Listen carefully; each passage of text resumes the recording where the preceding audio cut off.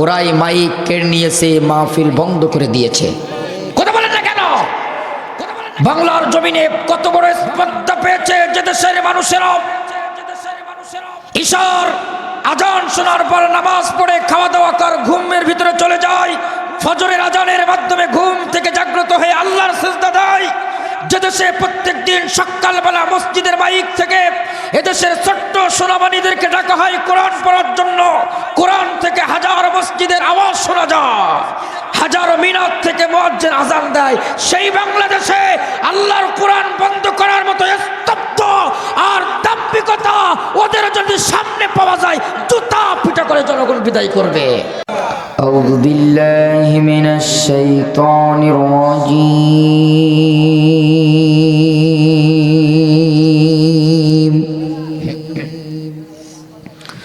বিসমিল্লাহির রাহমানির রাহিম।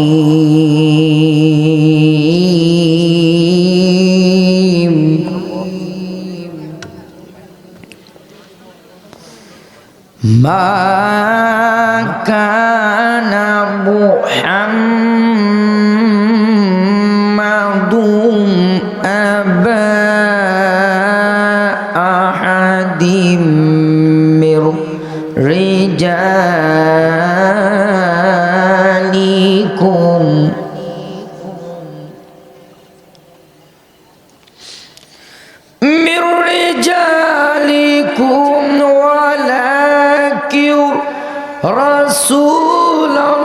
রাসূলুল্লাহি ওয়া খাতামান নাবিয়্যিন।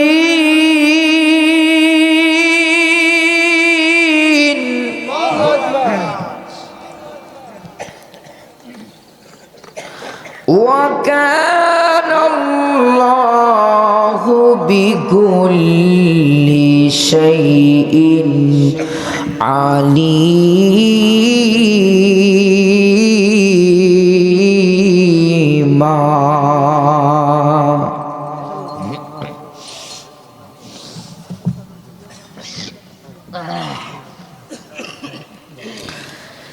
ইয়া আইয়ুহাল্লাযীনা আমানু কুরুল্লাহা যিকরান কাসীরা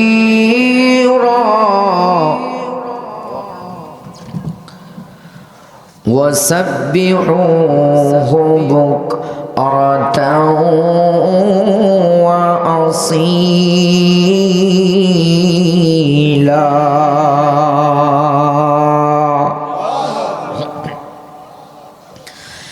আল্লাহু আকবার। বিসমিল্লাহির রাহমানির রাহিম। ওয়া মা আরসালনাকা ইল্লা রাহমাতাল লিল আলামিন।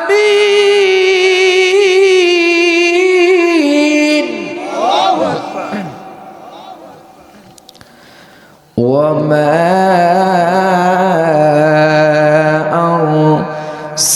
أرسلناك إلا رحمة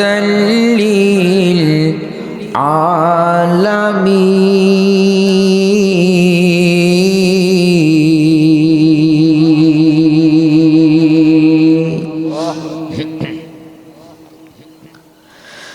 হাবিবে খোদা তিনি,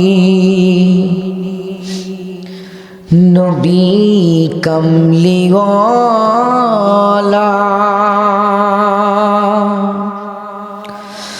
তাহারি সোয়াতে আজো দুনিয়া উজালা।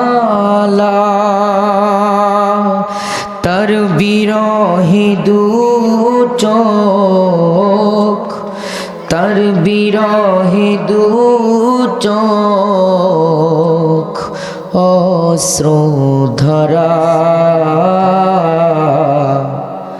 যে ফুল যুগ যুগান্তরে খুশবু ছড়া, যে ফুল যুগ যুগান্তরে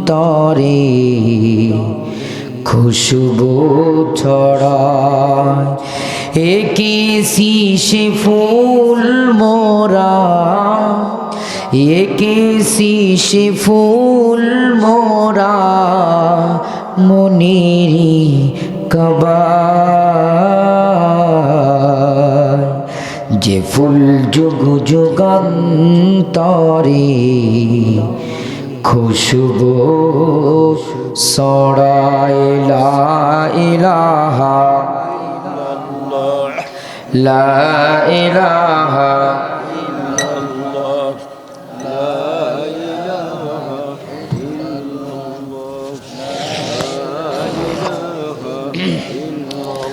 লা ইলাহা লা ইলাহা ইয়ে যাবে ও তোমার গোনা দিন ফুরিয়ে যাবে, এ যৌবনে লাগবে ভাটি,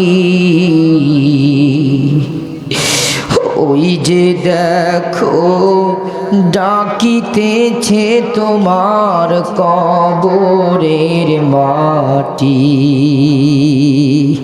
ওই যে দেখো ডাকিতেছে তোমার কবরের মাটি। লা ইলাহা পাখির গানে গানে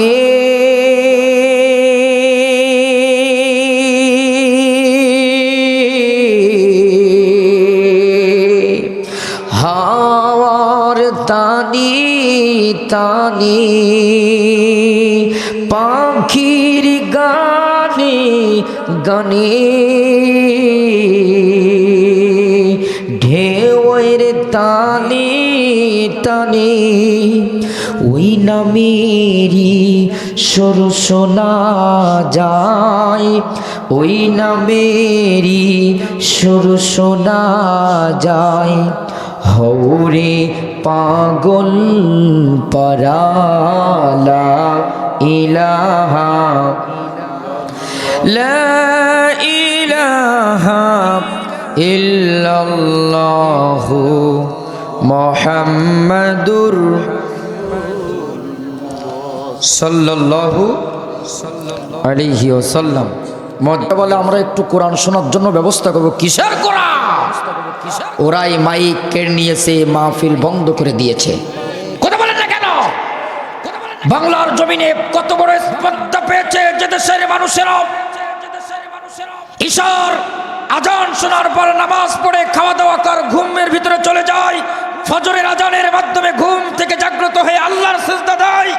যে দেশে প্রত্যেক দিন সকালবেলা মসজিদের মাইক থেকে এদেশের ছোট্ট সোনামানিদেরকে ডাকা হয় কোরআন পড়ার জন্য, কোরআন থেকে হাজার মসজিদের আওয়াজ শোনা যায়, হাজারো মিনার থেকে মুয়াজ্জিন আজান দেয়, সেই বাংলাদেশে আল্লাহর কোরআন বন্ধ করার মতো স্তব্ধ আর দাম্ভিকতা ওদের যদি সামনে পাওয়া যায় জুতা পিটা করে জনগণ বিদায় করবে। কোথায় পালিয়ে গেছে স্বৈরাচারের বাচ্চারা? কথা কয় না, কথা কয় না আছে। হ্যাঁ, সম্মানিত দিনী ভাইরা, স্পষ্ট বক্তব্য, আমাদের কারোর সাথে কোনো শত্রুতা নাই, কারোর সাথে কোনো বিরোধিতা। আমাদের শত্রু তারা কোরআন বিরোধী যারা। কথা বলেন না কেন? অন্য কোনো ধর্মের সঙ্গে আমাদের কোনো বিভেদ নাই, অন্য কোনো ধর্ম অবলম্বী বেধর্মীদের সঙ্গে আমাদের কোনো হিংসা নয়। আমাদের হিংসা বিদ্বেষ তাদের সঙ্গে আমাদের কোরআন ইসলাম আর দেশ নিয়ে যারা ষড়যন্ত্র করে। কথা বলেন না, স্পষ্ট বক্তব্য। কোরআন মানবে না কোনো অসুবিধা নেই, কিন্তু কোরআন মানবে যারা তাদেরকে মৌলবাদ আর জঙ্গিবাদ বলে বাংলার জমিনে গালিগালাজ করবা, অতটা গুড়া সিন্না অনেক হয়েছে। আর একটা যদি কোনো শব্দ বাংলাদেশের ইসলামপন্থী মানুষদের বিরুদ্ধে বলা হয়, দাড়ি টুপি পাঞ্জাবি আলেমদের বিরুদ্ধে যদি বিশদ কোনো বক্তব্য দেওয়া হয়, কোরআনুল কারীমের মাহফিলের ব্যাপারে যদি কোনো খারাপ মন্তব্য দেওয়া হয়, আমরা জাতি হিসেবে মুসলমান হিসেবে তাদের জুতা পিটা করব। কথা বলুন ঠিক না ঠিক? কি ঠিক আছে না ভাই? হ্যাঁ, বাড়ি তো কেবল শুরু হয়েছে, শুরু আজকে হবে না ইনশাল্লাহ। কি ঠিক আছে তো? ঠিক আছে, একটু হাতটা উঁচু করেন যুবক, একটু তাকবীর দাও তো। হ্যাঁ, কই তাকবীর কই? এই জোরে দু হাত উঁচু করেন। আর যেটা হাত উঁচু করবেন মনে করবেন স্বৈরাচারের দোষ, সেটা দেখেন দিন কিনা হাত উঁচু করিনি। হাত অর্ধেক উঁচু করলেও মনে করবেন আধা আধি মনে হয়। দু হাত জোরে উঁচু করেন। এই জোরে তাকবীর দাও একজন যুবক।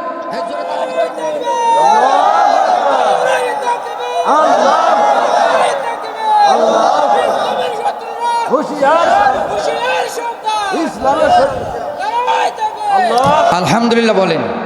আল্লাহ হাতগুলো আপনাদের ইসলামের জন্য কবুল করুক, বলেন আমিন। আমার ভাইরা, যদিও আপনারা এখানে এই যে তাকবীর দিচ্ছেন, এই রেকর্ড ক্যামেরার ভিতরে হচ্ছে, আল্লাহর ক্যামেরা আছে না নাই? আরো জোরে বলেন আছে না নাই? এই ক্যামেরা কিয়ামতের দিন আল্লাহর দরবারে দেখানো হবে। ফেরেশতারা সেই দিন সাক্ষী দেবে। ক্যামেরা আল্লাহর দরবারে বলবে, আল্লাহ দেখো তোমার কোরআন প্রেমিক জনতারা কোরআনের পক্ষেই তাকবীর দিয়েছে। আলহামদুলিল্লাহ, আল্লাহ কবুল করুক, বলেন আমিন। আমার ভাইরা, দাম্ভিকতা দেখানো যাবে? আরো জোরে বলেন, দেখানো যাবে? আসলে আমাদের বাংলাদেশে নেতারা কোনো জায়গায় এত অহংকার আর দাম্ভিকতার মাস্তানি দেখায় নাই যত টাকা দেখাইছে এই মাহফিলে আর আলেমদের উপরে আর দাড়িওয়ালা টুকুদের উপরে। তার মানে ওরা জানে যে এখানেই মানুষ নরম, নরমের জায়গায় গিয়ে শক্তের ভান ধরিছে। আমরা যদি শক্ত হতাম, ওরা আমাদের চোখের সামনে তাকানোর সুযোগ পেত না। কিন্তু অত বাড়াবাড়ি করা যাবে? ধরে ধরে আল্লাহ ধরে না, ধরলে আল্লাহ ছাড়ে না। কথা বলে না কেন? আমার ভাইরা, এক ব্যক্তি হচ্ছে হাঁটতে বলতে আমি বড়, আমি সব, আমি বড়, আমি সব। আমার থেকে বড় নেই বয়সে কেউ, আমার থেকে উচ্চ কেউ নাই। এখন ও হাঁটতে দেখে এক বট গাছে নিচে, ওর থেকে খুনখুনি বুড়ো ওখানে এরকম বসি বলতো, আল্লাহ আমি মনে করেছিলাম আমার থেকে বড় কেউ নেই, আমার থেকে বয়স বড়, আবার কান্নাকাটি করতেছি বসিয়ে, কারণটা কি? বলতেছে এই তুই কান্নাকাটি করিস কেন? তো বলতেছে আমার বাপ, আমার দাদা, আমার বাপ মেরিস। কেটা মেরিছে? বলছি তোর বাপও আছে?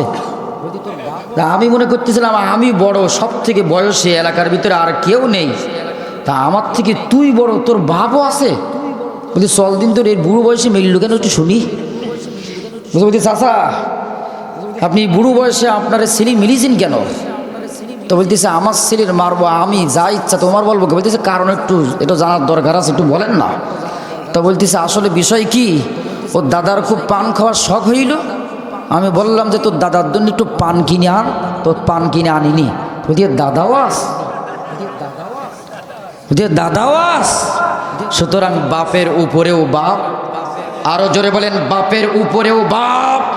পৃথিবীর বুকে যারা ক্ষমতার মসনদ পেয়ে, চেয়ার পেয়ে, যারা ক্ষমতা পেয়ে অহংকার বশত সমাজে চলাফেরা করেছে, যারা বলেছে আমাদের উপরে কেউ নাই, আমাদেরকে কেউ ক্ষমতা থেকে নামাতে পারবে না, আমাদেরকে কেউ চেয়ার থেকে নামাতে পারবে না, আমরা পালানোর জাতি নাই, আল্লাহ এমনভাবে অহংকারীকে এ বাংলার জমিনে পতন দেখিয়েছে, পিছনের দরজা দিয়ে পালিয়েছে।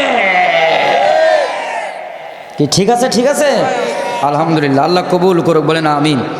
আমার ভাইরা, আসুন এবার মূল আলোচনায় আসি, কারণ সব কিছুর উপরে আলোচনা শুনতে হবে ইনশাআল্লাহ।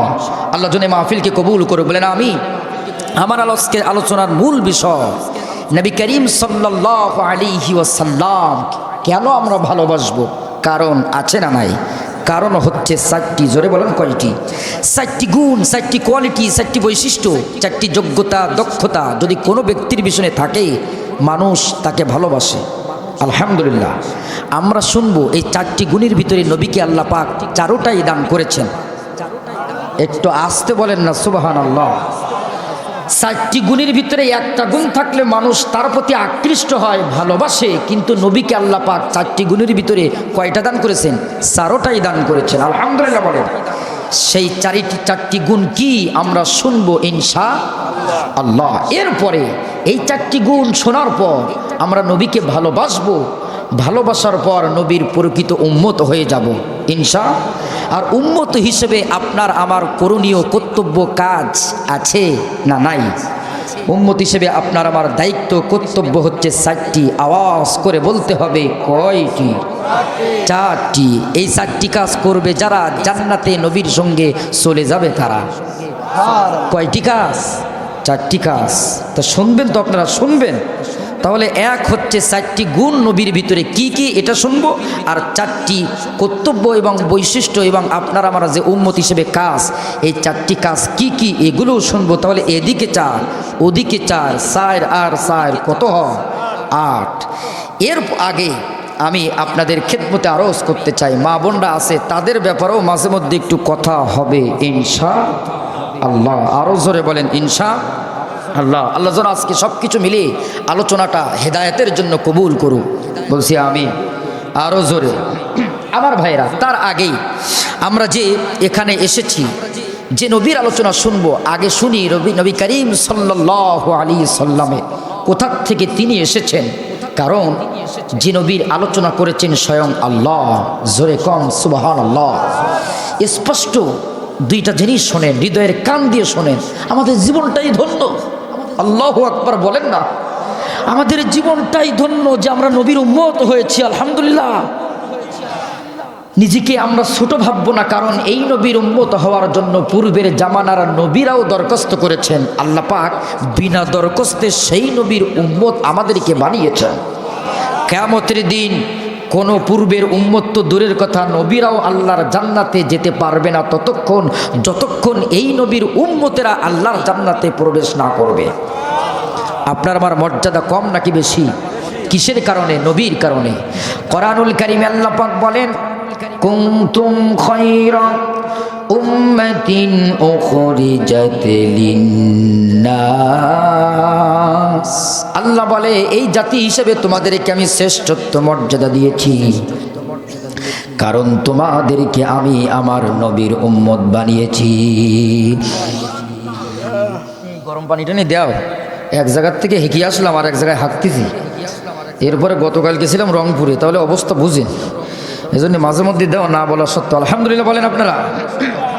আমার ভাইরা, একান্ত আপন জনের আমার এই নবী আল্লাহ পাক রব্বুল আলামিন 2টা সেমিনার করলেন। কয়টা? আরো জোরে। এই যেখানে একটা জান্নাতি পরিবেশ, এখানে একটা মজলিস, আমি কথা বলছি আপনারা ওখানে আছেন। আল্লাহ পাক এরকম একটা মজলিসের ব্যবস্থা করেছিলেন যে সময় এই পৃথিবীর বুকে কোনো মানুষ ছিল না, রুহু জগৎ ছিল। জোরে কান সুবহানাল্লাহ। রুহু জগতের ভিতরে ভালো করে শুনেন, জ্ঞান গর্ব আলোচনা করছি আমি আপনাদেরকে নিয়ে। রুহু জগৎকে একত্রিত করেছিলেন। একত্রিত করার পর রুহু কিন্তু সব এক জায়গায় ছিল। এই জন্য দেখবেন অনেক ছোট্ট ছোট্ট বাচ্চারা পাক্কা পাক্কা কথা বলে। আমরা বলি এ হচ্ছে পাকা রুহু। কি রুহু?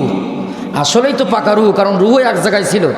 একত্রিত করে আল্লাহ সেদিন বলেছিল, আলাস্তু বিরব্বিকুম, আমি কি তোমাদের রব নয়?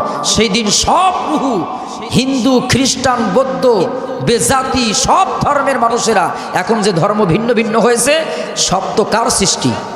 আল্লাহ সৃষ্টি। ইসলাম একমাত্র আল্লাহ। এখন মানুষেরা অন্য ধর্ম চলে গিয়েছে। সবাই কিন্তু বলেছিল কলু বালা, আমাদের রব আপনি আল্লাহ। জোরে কান সুবহানাল্লাহ। 1 নাম্বার। 2 নাম্বার যে সেমিনার করেছিলেন, সেখানে সাধারণ কোনো মানুষ ছিল না, সেখানে ছিল অসংখ্য পয়গম্বর। জোরে কান সুবহানাল্লাহ। অসংখ্য পয়গম্বরকে আল্লাহ পাক একত্রিত করেছিলেন। যেখানে কোনো উম্মত ছিল না, সমস্ত নবীগণ উপস্থিত ছিলেন। আল্লাহ পাক তাদের কাছে ওয়াদাবদ্ধ করেছেন, ওয়াইদ আখাযনা মিসাকান নাবিয়িনা লামা আতাইতুকুম মিন কিতাবিন ওয়া হিকমাতিন সুম্মা জাআকুম রাসূলুম মুসাদ্দিকুল লিমা মাআকুম লাতুমিনুন্না বিহি ওয়া লাতানসুরুন্না। আল্লাহু আকবার। সমস্ত নবীদেরকে একত্রিত করেছিলেন। একত্রিত করার পর আল্লাহ সুবহানাহু ওয়া তাআলা ডাক দিয়ে বলেছিলেন, তোমাদের জীবদ্দশায়, তোমাদের আমলে, তোমাদের জামানায়, আমার আখিরি জামানার নবী যদি তোমাদের সময় প্রেরিত হয়, দুনিয়ায় যদি তাকে আমি পাঠাই, তোমরা তাকে সাহায্য করবা, তার প্রতি ঈমান আনবা এবং তার উম্মত হিসেবে তোমরা কাজ করবা। সমস্ত নবী এবং রাসূলগণ বলেছিলেন, নিশ্চয়ই লা তুমিনুন্না বিহি ওয়া লা তানসুরুন্না, আমরা কথা দিলাম, ওয়াদা করলাম, প্রতিশ্রুতি দিলাম, অঙ্গীকারবদ্ধ করলাম, আল্লাহ নবী যদি আমাদের জামানায় আমাদের সময় যদি আসে, আমরা নবীর উম্মত হিসেবে কাজ করব, এই নবীর প্রতি আমরা ঈমান আনব। জোরে কোন সুবহানাল্লাহ। সম্মানিত দ্বীনী ভাইরা, তাহলে এই নবীর সম্মান মর্যাদা অনেক বেশি। হৃদয়ের কান দিয়ে শুনে নেন, আবু তালিব নবীজির চাচা ডাক দিয়ে বলতেছেন, নবীজি যে সময় বড় হয়েছেন, বলতেছেন, ভাতিজা তোমার জন্মের অনেক অলৌকিক ঘটনা আমি জানি, অনেক অলৌকিক কথা আমি নিজে দেখেছি এবং তোমার মায়ের কাছ থেকে শুনেছি। নবীজি বলতেছেন, চাচা কি কি দেখেছেন, কি কি শুনেছেন? আবু তালিব বর্ণনা করতেছেন, ইবনে হিশামের বর্ণনা সিরাত বিশ্বকোষের ভিতরে এসেছে। আমার ভাইয়েরা, হৃদয়ের কান দিয়ে শুনুন। আল্লাহর নবী যে সময় মা আমেনার পেটের ভিতরে চলে গেল, মা আমেনার পেটের ভিতরে যাওয়ার পরই মা আমেনা বলেন, ও পৃথিবীর মানুষেরা, ও পৃথিবীর নারীরা, একটা শিশু মায়ের পেটের ভিতরে থাকলে কত নিদারুণ কষ্ট করতে হয়, আরামের ঘুম হারাম হয়, কত কষ্ট করতে হয় জানে সে গর্ভবতী মা যে। কিন্তু শুনে নাও, শিশু মোহাম্মদ যেদিন থেকে আমার রেহেমের ভিতরে পেটের ভিতরে গিয়েছে, আমার জীবনটা আরো আরাম আনন্দে কেটেছে। শুধু তাই নয়, মক্কার জামানার নারীরা কূপে পানি আনার জন্য চলে যেত, দূরবর্তী পানিগুলো কষ্ট করে আনতে হতো, বালতি মাজা কুজু করতে হতো, তারপরে পানি আনা হতো। কিন্তু মা আমেনা যে সময় কূপে পানি আনার জন্য চলে যেত, দূরবর্তী ওই যে পানিগুলো মা আমেনার নিকটবর্তী এসে আস্তে করে পানিটা মা আমেনার কাছেই ধরা দিত। অন্য অন্য নারী দেয়, বালতি দেয়, কিন্তু এই দৃশ্য, এই মুজিজা হয় না, কারণ এটা তো মা আমিনার মুজিজা না, এটা শিশু মুহাম্মাদের পেটে থাকার মুজিজা। এখানেই শেষ নয়, একটা শিশু জন্ম নিলে একটা মায়ের শরীর রক্তাক্ত হয়, কত কিছুই শরীর থেকে বাইর হয়ে যায়। কিন্তু আমার ভাইরা, মা আমেনা বলেন, শিশু মুহাম্মদ দুনিয়ার বুকে যে সময় এসেছে, দুনিয়ার বুকে আসার পরই আমার শরীরে রক্ত বাইর হওয়া তো দূরের কথা, সামান্য রক্তের সিটা ফিটাও আমার শরীর থেকে বাইর হই নাই। জোরে কোন সুবহানাল্লাহ। কারণ কি? কারণ হচ্ছে এই, হৃদয়ের কান দিয়ে শুনুন, নবী যত দুনিয়ায় এসেছে হাজার হাজার কোটি কোটি বছর পূর্বে, কিন্তু আল্লাহ পাক তার হাবিবকে সৃষ্টি করেছেন এই পৃথিবী 50,000 বছর সৃষ্টির পূর্বে। নবীর নূর, নবীকে আল্লাহ পাক সৃষ্টি করে রেখেছেন। তার বাস্তব প্রমাণ বুখারীর বর্ণনা আমি আপনাদের স্পষ্ট করে শোনাচ্ছি। আল্লাহর হাবিব আর জিবরাইল আমিন একদিন এক জায়গায় বসা থাকাকালীন অবস্থায় নবীজি আমার ডাক দিয়ে বলতেছেন, জিবরাইল তোমার বয়স কত হবে? কারণ সেই যে আদম থেকে শুরু করে ঈসা রুহুল্লাহর আগ পর্যন্ত সমস্ত নবী এবং রসুল, লক্ষ লক্ষ পয়গম্বরের কাছে তুমি এসেছো, আল্লাহর ওহী বার্তা মেসেজগুলো পৌঁছে দিয়েছ, তোমার বয়স আনুমানিক কত হবে একটু বলতে পারবে নাকি? জিবরাইল আমিন ডাক দিয়ে বলতেছেন, নবীজি এটা কি গণনা করা সম্ভব? কারণ ক্যালকুলেটর মেশিন নাই, হাজার হাজার বছর দুনিয়ায় এসেছি, আমার বয়স কত হবে এটা আমি বলতে পারবো না, কিন্তু আনুমানিক একটা ধারণা দিতে পারি, আনুমানিক একটা ধারণা দিতে পারি। আমাদের ভিতরে মুরব্বীদের বয়স যদি জিজ্ঞেস করা হয়, মুরব্বী আপনার বয়স কত? মুরব্বী বলবে, বাবা হাফেজ আরিফুল রে, সঠিক বয়স তো বলতে পারবো না। এখনকার পোলাপান যারা সঠিক বয়স তো বলতে পারে, তারা কথা বলেন না কেন?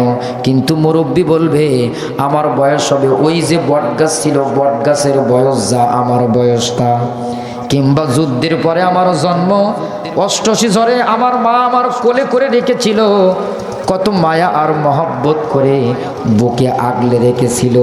অষ্টশী ঝড় আর যুদ্ধ ৭১-এর পরে বয়স হিসাব করলে যা হয় আমার বয়সও তাই হয়, কিন্তু সঠিক বয়স বলতে পারবে না। এই যে ধারণা, জিবরাইল আমিনও বলতেছে আনুমানিক একটা ধারণা দিতে পারি, চতুর্থ আসমানে একটা তারকা উদিত হয়, চতুর্থ আসমানে একটা তারকা উদিত হয়, আর এই তারাটা আলোটা ৭০,০০০ বছর পর পর একবার করে আলো দেয়। আমি জিবরাইল ৭০ আলফা মাররা, আমি আমার জীবন জিন্দেগিতে দেখেছি ৭২,০০০ বার। তাহলে জিবরাইল আমিনের বয়স কত হবে? আল্লাহু আকবার, জোরে বলেন। নবীজি ডাক দিয়ে বলতেছেন এই আখি জিবরাইল, ও ভাই জিবরাইল, চতুর্থ আসমানে একটা তারকা, একটা আলো, একটা নূর আলো দেয়, উকি দেয়, দেখা দেয় ৭০,০০০ বছর পর পর। তুমি যদি দেখে থাকো ৭২,০০০ বার, তোমার বয়স যদি এই হয়, শুনে নাও জিবরাইল, ওই তারাটা, ওই আলোটা অন্য কেউ নয়, আল্লাহি রব্বি আযা জাল্লা ওয়া জালালুহু আনা জালিকাল কাওয়াকিব। ওই যে আলোটা অন্য কেউ নয়, আমি সেই সত্তার নামে কসম করে বলি যার হাতে আমি নবী স্বয়ং, তার জান, আমার জান তার হাতে, আমার প্রাণ তার হাতে। ওই আলোটা অন্য কেউ নয়, যে আলোটা ৭০,০০০ বছর পর পর একবার করে আলো দেয়। তুমি দেখেছো ৭২,০০০ বার, ওই আলোটা আমি মুহাম্মাদুর রাসূলুল্লাহ। আকাশ হতে চাঁদ নেমেছে মা আমিনার কোলে, আধার রাতে উঠলো যেন চাঁদে চিরাগ জ্বলে, গুলশানি আজ বুলবুলিরা গাইছে শিরিন কালাম, तमाम জাহান নবীর প্রেমে জানায় লাখো সালাম। আকাশ হতে চাঁদ নেমেছে মায়া মিনার কোলে, আধার রাতে উঠলো যেন চাঁদের চিরাগ জ্বলে। লা ইলাহা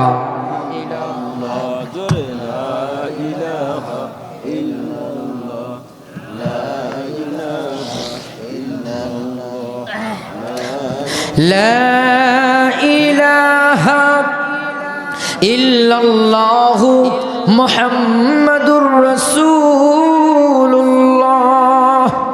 সাল্লাল্লাহু আলাইহি ওয়াসাল্লাম। আমার ভাইরা, এখানেই শেষ নয়। নবী করিম সাল্লাল্লাহু আলাইহি ওয়াসাল্লাম যে সময় মা আমিনার পেটের ভিতরে ছিল, মা আমিনা বলেন আমি যে সময় প্রত্যেক দিন রাত্রে ঘুমানোর মধ্যে চলে যেতাম, এই পৃথিবীর বুকে মহিষী নারীদের মধ্যে মা হাওয়া, মা আসিয়া, মা মরিয়াম সহ মহিষী নারীদের মধ্যে অন্যতম নারীগণ আমার বাড়িতে আগমন করত, সালাম দিত আর বলতো বোন রে তোমার জীবনটা ধন্য, তোমার পেটে জন্ম নেবে যে এই পৃথিবীর শ্রেষ্ঠ মানব হবে সে, আখিরি জামানার পয়গম্বর সে। আল্লাহু আকবার। এখানেই শেষ নয় আমার ভাইরা। শিশু মোহাম্মদ দুনিয়ার বুকে যে সময় আগমন করেন, কি মুজিজা! মুজিজা যদি একটা একটা করে বলি, আমি নবীর মর্যাদা বোঝাচ্ছি, গুরুত্ব বোঝাচ্ছি, কোন নবীর উম্মত, কোথা থেকে তিনি এসেছেন, কেন ভালোবাসবো, কেন চারটি কাজ করব, এগুলো না বললে আপনারা বুঝতে পারবেন না। নবী যে সময় আস্তে আস্তে বড় হয়ে গেলেন আমার ভাইরা, নবী বড় হওয়ার পরে আল্লাহর হাবিব যে সময় আল্লাহর পক্ষ থেকে নবুয়ত প্রাপ্ত হলেন, নবী দ্বীনের দাওয়াত দেয়, কেউ সেটা মানতে চায় না। অনেকেই বলে তোমার প্রমাণ কি তুমি যে নবী? একজন খ্রিস্টান পাদ্রী আল্লাহর নবীর দরবারে হাজির। নবী যে সময় তাকে দ্বীনের দাওয়াত দিচ্ছেন, খ্রিস্টান পাদ্রী বলতেছেন তোমার কথা মানি না, তোমাকে নবী হিসাবে আমি স্বীকৃতি দেই না, কারণ আমরা হলাম ঈসা নবীর উম্মত। ও তো জানে না নানার বাড়ির গল্প মায়ের সঙ্গে দেওয়া যায় না। কথা বলেন হ্যাঁ, নানার বাড়ির গল্প মায়ের সঙ্গে দেওয়া যায় না। ঠিক একইভাবে আল্লাহর নবী ঈসা নবীর কথা নবীর সঙ্গে বলা যায় না, কারণ নবী তো জানে ঈসাকে, ঈসা নবী হয়েছে, এর উপরেও আল্লাহর নবীর উম্মত হওয়ার জন্য আল্লাহর কাছে দরখাস্ত করেছেন। এই খ্রিস্টান পাদ্রী বলতেছেন আমাদের নবী ঈসা, তার অনেক মুজিজা ছিল। জন্মদের চোখের উপরে হাত বোলাতেন, কুষ্ঠ রোগীদের গায়ে হাত বোলাতেন, চোখের দৃষ্টি ফিরে পেতেন। অসুস্থ কুষ্ঠ রোগীদের গায়ে হাত বোলালে তার শরীরটা সুন্দর হয়ে যেত। শুধু তাই নয়, তিনি ছোটকাল থেকে বাচ্চাদেরকে কথা বলানোর মতো তার যোগ্যতা আল্লাহ দিয়েছেন। আপনি আল্লাহর নবী, আপনার নবুয়তের প্রমাণ কি? নবীজি বললেন তুমি কি প্রমাণ চাও? খ্রিস্টান পাদ্রী বলতেছেন আপনি যদি আল্লাহর নবী হন, আমার কোলে একটা শিশু দুধে বাচ্চা আছে, এখনো পর্যন্ত পৃথিবীর ভাষা দিয়ে সে কথা বলতে পারে না, এই ছোট্ট বাচ্চার জবান থেকে নবী হিসেবে আমি স্বীকৃতি চাই। আল্লাহর নবী যে সময় কোনো বিপদে পড়তেন, আল্লাহর কাছে সাহায্য চাইতেন, আল্লাহর নবী দুহাত উঁচু করলেন আর বললেন আল্লাহ, নবুয়তের স্বীকৃতি স্বরূপ এরা আমাকে দেখতে চায়। নবীজি হাতটা তুলতে দেরি, ছোট বাচ্চার দিকে আঙ্গুলটা এবার আল্লাহর পক্ষ থেকে হুকুম স্বরূপ ইশারা করলেন, ছোট্ট বাচ্চারে আমি কে? যে ছোট্ট শুষে দুধে বাচ্চা জীবনেও কথা বলতে পারে না, জবানটা আল্লাহ তারে খুলে দিয়েছে। ছোট্ট বাচ্চা একটা বড় মানুষের মতো জবান থেকে বলছে আশহাদু আল্লাহ ইলাহা ইল্লাল্লাহ ওয়া আশহাদু আন্না মুহাম্মাদুর রাসূলুল্লাহ। আল্লাহু আকবার। আমার ভাইয়েরা, এখানে শেষ নয়। আল্লাহর হাবিব একজন ইহুদিকে ডাক দিয়ে বলতেছে তুমি দ্বীনের দাওয়াত কবুল করো। বলতেছে না, কবুল করতে পারবো না, নবুয়তের স্বীকৃতি চাই। কি স্বীকৃতি চাও? ওই যে গাছের জবান থেকে কথা বলাতে হবে। গাছ কি কথা বলতে পারে নাকি? গাছ কথা বলতে পারে না। নবী আঙ্গুল ইশারা করলেন, আঙ্গুল ইশারা করতে দেরি, গাছের কথা বলতে দেরি না, আল্লাহর নবীকে স্বীকৃতি দিয়ে দিলেন। আল্লাহু আকবার। নবীজি যেখানে হাত উঁচু করেছেন, হাতের আঙ্গুলের ইশারায় গাছ মাছ পাথরের জবান করেছে, এমনকি আকাশের চারটা পর্যন্ত দ্বিখণ্ডিত হয়েছে। ইনি যে আল্লাহর নবী, এতে কোনো সন্দেহ নয়। এই নবীর উম্মত হিসেবে খুশি না বেজার? ওরে এমন নবী কোথায় পাবে? পাথর কাথর যার সাক্ষী দেবে, পিঠে মোহরে নবুয়ত নিয়ে বোরাক চড়ে মেরাজ যাবে। আল আমিন নবী আমার, মুক্তি দাতা সবার। আল্লাহ যারে নবী করে দিলেন যে উপহার, আল আমিন নবী আমার। আল্লাহু আকবার। আমার ভাইরা, সেই নবীর ভালোবাসবো। চারটি গুণ থাকলে মানুষ মানুষকে ভালোবাসে। এবার আসুন 1 নাম্বার গুণটা কি, আগেই বলি সুবহানাল্লাহ। মানুষ মানুষের ভালোবাসে তখন চেহারা ভালো হয় যখন। কথা বলে না কেন? 1 নাম্বার হচ্ছে সৌন্দর্য। 1 নাম্বার কি? আরো জোরে